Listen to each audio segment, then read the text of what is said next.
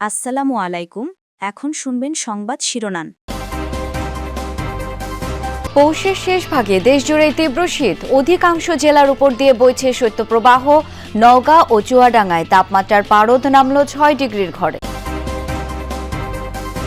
লালমনিরহাট সীমান্তে বিএসএফ এর গুলিতে বাংলাদেশি যুবক আহত।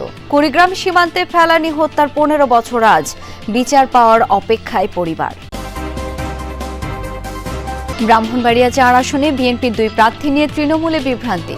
দলীয় কোন্দল বড় প্রভাব ফেলতে পারে নির্বাচনী সমীকরণে। আসসালামু আলাইকুম। এতক্ষণ দেখছিলেন সংবাদ শিরোনাম, এখন দেখবেন বিস্তারিত। সারা দেশে তীব্র হচ্ছে শীত, কুয়াশা আর হিম বাতাসে স্থবির জনজীবন। আজ সর্বনিম্ন তাপমাত্রা রেকর্ড করা হয়েছে নওগাঁয় 6.7 ডিগ্রি সেলসিয়াস, যা এই মৌসুমে সর্বনিম্ন। বিভিন্ন অঞ্চলে ক্রমেই কমছে তাপমাত্রা। দেশের বেশিরভাগ জেলায় বয়ে যাচ্ছে মৃদু থেকে মাঝারি শৈত্যপ্রবাহ। আবহাওয়া অধিদপ্তর জানিয়েছে, আগামী কয়েকদিন শৈত্যপ্রবাহ অব্যাহত থাকার সম্ভাবনা রয়েছে। সারা দেশে রাত ও দিনের তাপমাত্রা অপরিবর্তিত থাকতে পারে। বেলা বৃদ্ধির সাথে সাথে কোথাও কোথাও সূর্য উঁকি দিলেও উত্তাপ মিলছে না। ভোগান্তি বেড়েছে ছিন্নমূল ও খেটে খাওয়া মানুষের, কমেছে আয় রোজগার। দরিদ্র মানুষের মাঝে শীতবস্ত্র বিতরণ হলেও তা প্রয়োজনের তুলনায় অপ্রতুল। শীতের সাথে পাল্লা দিয়ে বাড়ছে ঠান্ডাজনিত রোগ ব্যাধিও। প্রতিদিনই নতুন নতুন রোগী ভর্তি হচ্ছে হাসপাতালগুলোতে। আজকে ঠান্ডাটা আগের দিনের তুলনায় অনেক বেশি, তারপরেও কর্মস্থলে যেতে হবে তাই বেরোচ্ছি। ঠান্ডাতে গাড়ি চালাতে কষ্ট, হাত টাত পড়ে আছে, যাত্রী কম, অনেক ঠান্ডা আজকে। এক সপ্তাহ ধরে গোপালগঞ্জে মৃদু ও মাঝারি ধরনের শৈত্যপ্রবাহ বইছে।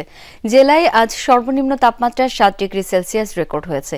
তীব্র শীতে ব্যাহত হচ্ছে বোরো আবাদ। এতে জমিতে ধানের চারা রোপণ পিছিয়ে পড়ার আশঙ্কায় আছেন চাষিরা। তবে কৃষি বিভাগের আশা, দ্রুতই কেটে যাবে প্রতিকূল আবহাওয়া, তখন আর সমস্যা থাকবে না বোরো আবাদে। দেশ জুড়ে তীব্র শীতের দাপটে বিপর্যস্ত জনজীবন, সবচেয়ে ভোগান্তিতে খেটে খাওয়া মানুষ। কনকনে ঠান্ডা আবহাওয়ার বিরূপ প্রভাব পড়েছে কৃষিতে, সেই সাথে বাড়ছে ঠান্ডাজনিত নানা রোগও। পৌষের শেষ সময়ে যখন বোরো রোপণে ব্যস্ত সময় কাটে কৃষকের, সেখানে এখন দিনের বেশিরভাগ সময় কুয়াশা থাকায় ব্যাহত হচ্ছে আবাদ। শুধু তাই নয়, টানা কয়েকদিন ধরে সূর্যের দেখা না মেলায় নষ্ট হচ্ছে বোরো ধানের বীজতলা।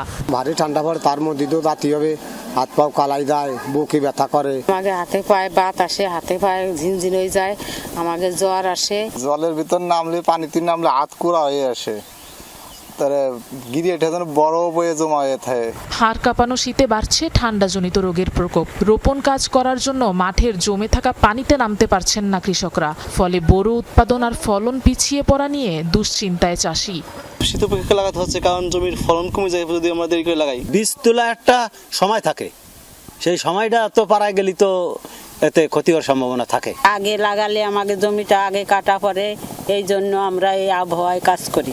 কৃষি বিভাগের পরামর্শ অনুযায়ী রোপণ করা গেলে এ বছরও বোরো আবাদের লক্ষ্যমাত্রা পূরণে আশাবাদী এই আবহাওয়াবিদ। ফেলানিকে লক্ষ্য করে গুলি ছোড়ে বিএসএফ জওয়ান।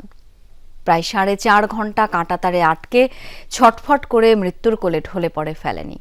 নির্মম সেই হত্যাকাণ্ডে কেঁপে উঠেছিল বিশ্ববিবেক। তবু আজও সন্তান হত্যার বিচার পায়নি হতভাগা বাবা মা। কাঁটাতারে ঝুলছে ফেলানির নিথর দেহ, যে দৃশ্য নাড়িয়ে দিয়েছিল গোটা পৃথিবীকে। চারিদিকে উঠে নিন্দার ঝড়। ঠিক 15 বছর আগে 2011 সালের 7 জানুয়ারি ভোরে কুড়িগ্রামের অনন্তপুর সীমান্তে কিশোরী ফেলানিকে লক্ষ্য করে গুলি ছোড়ে ভারতীয় সীমান্ত রক্ষী বাহিনী বিএসএফ জওয়ান অমেয় ঘোষ। প্রায় 4.5 ঘন্টা কাঁটাতারে আটকে ছটফট করে ফেলানি। এক পর্যায়ে মৃত্যুর কোলে ঢলে পড়ে সে। এরপর একে একে গড়িয়েছে 15টি বছর। বিচারের নামে চলে বিএসএফ এর বিশেষ কোর্ট ও ভারতীয় আদালতের প্রহসন। হতভাগা বাবা মায়ের প্রশ্ন, কবে মিলবে বুকের মানিক হারানোর সুবিচার? কবে শাস্তির আওতায় আসবে ফুলের মতো ফেলানির হত্যাকারী? আমার মেয়ে কাঁটাতারের মধ্যে ঝুলে গুলি করে মারছে। আশা করে আছি যে বিচার হবে, কিন্তু আজও যাবত আমি বিচার পাইনি। যে সরকারি আসুক, আমার ফেলানির বিচার যেন হয়। আমার ফেলানির বিচারটা হইলে তাহলে আমার মতো কারো সন্তান আর ওই কাঁটাতারের মধ্যে গুলি খেয়ে ঝুলে থাকবে না। 15 বছর দেখতে আছি, কাঁদতেছি, শুনতেছি, কিন্তু সর্বোচ্চ শাস্তি হয় না। আমার মেয়ের ফেলানির 15টা বছর হয়ে গেল, আমি আজ বিচার পাইনি। এখন আমি বিচার অবাকে আছি, সেই ফেলানির বিচারটা আমি পাবো। আমি এখনো শুনতেছি কাঁটাতারে মানুষ অনেক মারা যাইতেছে সীমান্তে। আমি এটা দেখতে চাই না। আমি সীমান্ত হত্যা বন্ধ চাই। ফেলানী হত্যার বিচার না পেয়ে বহুবার হয়েছে বিক্ষোভ, মানববন্ধন। সবশেষ গত বছর সীমান্ত অভিমুখে হয় মার্চ ফর ফেলানী কর্মসূচি। তবুও নির্মম হত্যাকাণ্ডের বিচার হয়নি। এতে ক্ষুব্ধ এলাকাবাসী ও আইনজীবীরা। 15 বছর থেকে এই বিচারটা ইন্ডিয়াতেও ঝুলতেছে, কিন্তু এটার কোনো সমাধান হয় না। 15 বছর হয়ে গেল, আজ পর্যন্ত আমরা সঠিক বিচার পাইনি। গ্রামবাসী হিসেবে আমাদের দাবি যাতে আমরা সঠিক বিচার পাই। ব্রাহ্মণবাড়িয়া 4 সংসদীয় আসনে বিএনপির 2 প্রার্থীর মনোনয়নপত্র বৈধ ঘোষণায় তৈরি হয়েছে বিভ্রান্তি। যাচাই বাছাই শেষে রিটার্নিং কর্মকর্তা সাবেক সংসদ সদস্য মুশফিকুর রহমান ও জেলা বিএনপির সদস্য কবির আহমেদ ভূঁইয়ার মনোনয়নপত্র বৈধ ঘোষণা করেন। এর আগে দুজনকেই আলাদাভাবে দলীয় মনোনয়নের চিঠি দেওয়া হয়।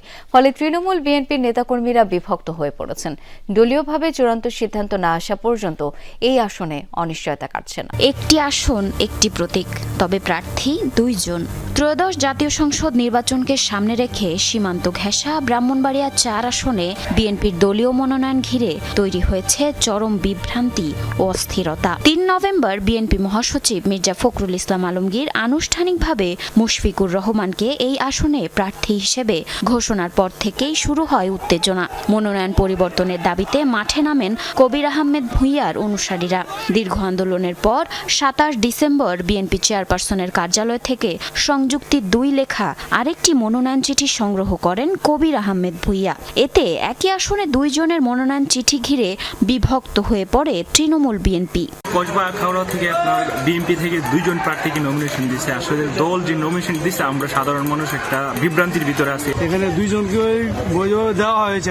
যারা বিএনপি করে তারা তো দ্বিধাদ্বন্দ্বে আছে। মনোনয়নপত্র যাচাই বাছাই শেষে শনিবার সাবেক সংসদ সদস্য মুশফিকুর রহমান এবং জেলা বিএনপির সদস্য কবির আহমেদ ভূঁইয়া 2 নেতারই মনোনয়নপত্র বৈধ ঘোষণা করেন রিটার্নিং কর্মকর্তা। তবে দল থেকে এখনও সুনির্দিষ্ট নির্দেশনা না পাওয়ায় কে পাচ্ছেন ধানের শীষ, এই প্রশ্নে বিভ্রান্ত মাঠ পর্যায়ের কর্মীরা।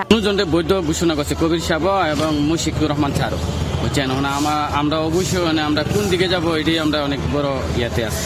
আমি চাই যে জনগণের মনোনয়ন দিচ্ছে, তারপর একজনের চূড়ান্ত করো। এ ঘটনায় মুশফিকুর রহমান বলেন, দল থেকে তাকে মূল্যায়ন করে মনোনয়ন দিয়েছে। কসবা খাউড়ার মানুষের উন্নয়নে কাজ করে যাওয়ার অঙ্গীকার ব্যক্ত করেন এই নেতা।